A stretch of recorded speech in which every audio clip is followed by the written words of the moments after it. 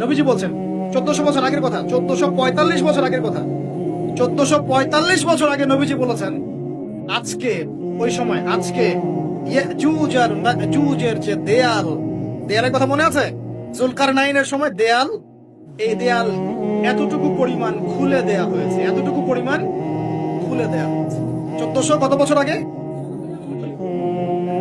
নবী সাল্লাল্লাহু আলাইহি ওয়াসাল্লাম একদিন ঘুম থেকে উঠলেন ভয়ে পেয়ে, আতঙ্কিত হয়ে।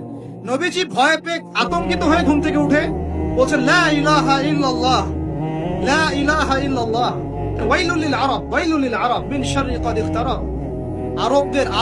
আরব জাতির জন্য ধ্বংস, আরব জাতির জন্য ধ্বংস।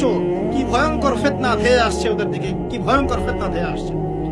এবং তিনি হাতের ইশারা করে দেখালেন এইভাবে যে আজকে, নবীজি বলছেন 1400 বছর আগের কথা, 1445 বছর আগের কথা, 1445 বছর আগে নবীজি বলেছেন আজকে, ওই সময় আজকে ইয়াজুজ আর মাজুজের যে দেয়ালের কথা মনে আছে?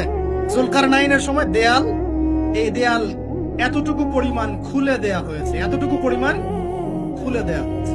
1400 কত বছর আগে?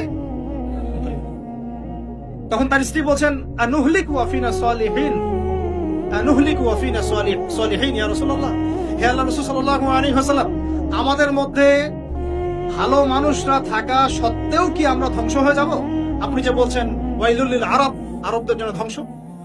নবীজি বলছেন নাম, হ্যাঁ নাম, হ্যাঁ ধ্বংস হয়ে যাবে। ইযা কাসুরাতিল খাবাস, যখন নগ্নতা, বেহায়াপনা, অশ্লীলতা সমাজে রন্ধ্রে রন্ধ্রে ছড়িয়ে পড়বে, তখন আলেম জালেম সব ধ্বংস হবে। এই হাদিসটা অকাট্য হাদিস বুখারী মুসলিমের, মানে এটা সহিহ, এটা বিষয়ে কোনো সন্দেহ নেই। তাহলে নবীজি 1445 বছর আগে বলছেন যে আরবদের জন্য ধ্বংস ধেয়ে আসছে, এবং দেয়াল এভাবে খুলে দেয়া হয়েছে। হাতের দেয়াল ইয়াজুজ আর মাজুজ, আর ইয়াজুজ আর মাজুজের সাথে আরবদের ধ্বংসকে সম্পর্কিত করা হলো না? ইয়াজুজ আর মাজুজের সাথে আরবদের ধ্বংসকে সম্পৃক্ত করা হলো এবং বেহায়াপনাকে সম্পৃক্ত করা হলো, তাই না? বুঝতে পারছেন? আরব জাতির ধ্বংসের সাথে ইয়াজুজ মাজুজকে কানেক্টেড করা হলো এবং অশ্লীলতাকে, কি বলেন, অশ্লীলতাকে কানেক্টেড করা হলো। এখন আপনি চিন্তা করে দেখেন, সারা বিশ্বে কারা ছড়িয়ে দিয়েছে বলেন দেখি? কি বেহায়াপনা না? সমাজের ইদা কাসুরাতিল খাবাস, যখন সমাজের রন্ধ্রে রন্ধ্রে বেহায়াপনা ছড়িয়ে পড়ে নাই? মিলান, হাদিসটা মিলান। সমাজের এই মেয়েদের, এই যে ফ্যামিলিস্ট রেভলিউশন কারা ছড়িয়ে দিয়েছে? ফ্যামিলিস্ট রেভলিউশন কারা ছড়িয়ে দিয়েছে? ওরা। সমাজে মেয়ে ছেলে একসাথে চলবে একই পোশাকে, কারা ছড়িয়ে দিয়েছে? সমাজে মেয়েদের বেপর্দায় চলার এই সংস্কৃতি কারা ছড়িয়ে দিয়েছে? মাদক আর সুদের সংস্কৃতি কারা ছড়িয়ে দিয়েছে?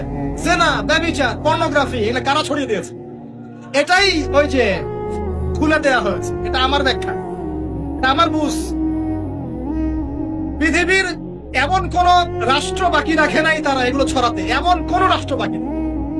তাহলে সব জায়গায় ছড়িয়ে পড়বে না ইয়াজুজ মাজুজের ফিতনা? এই ছড়িয়ে পড়েছে। আল্লাহ পাক আমাদেরকে এই শিবা গোলক ধাঁধা থেকে হেফাজত করুন। আমি আমাদের সংস্কৃতি নিয়ে আমরা বুক ফুলায় বাঁচবো ইনশাআল্লাহ, আমাদের সংস্কৃতি নিয়ে আমরা চলবো ইনশাআল্লাহ। আমাদের কোরআন আছে, হাদিস আছে, আমাদের নবী আছেন, আমাদের সাহাবীরা আছেন, আমাদের দ্বীন আছে ইনশাআল্লাহ। আমাদের অন্য কাউকে প্রয়োজন আছে? এই যে প্রযুক্তিগত কথাগুলো বললাম, একটু মাথা খাটান, এগুলো আমরাই তৈরি করতে পারবো ইনশাআল্লাহ। সব ঢেলে সাজানো যাবে ইনশাআল্লাহ তাআলা। আল্লাহ পাক আমাদেরকে বোঝার তৌফিক দান করুন। আল্লাহ পাক আমাদেরকে আপোষের এই ফিতনা থেকে হেফাজত করুন।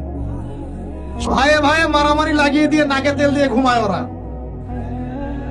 ভাইয়ে ভাইয়ে মারামারি লাগিয়ে দিয়েছে, ভাই ভাই, মুসলিম মুসলিম, ভাই ভাই, ওরা এখন মারামারি কর, আমরা নাকে তেল দিয়ে ঘুমাই। এই হলো অবস্থা। আর আমরা বুঝতেও পারছি না যেটা আমরা ওদের ষড়যন্ত্রের মধ্যে পড়ে গেছি। আল্লাহ আমাদেরকে মাফ করুন।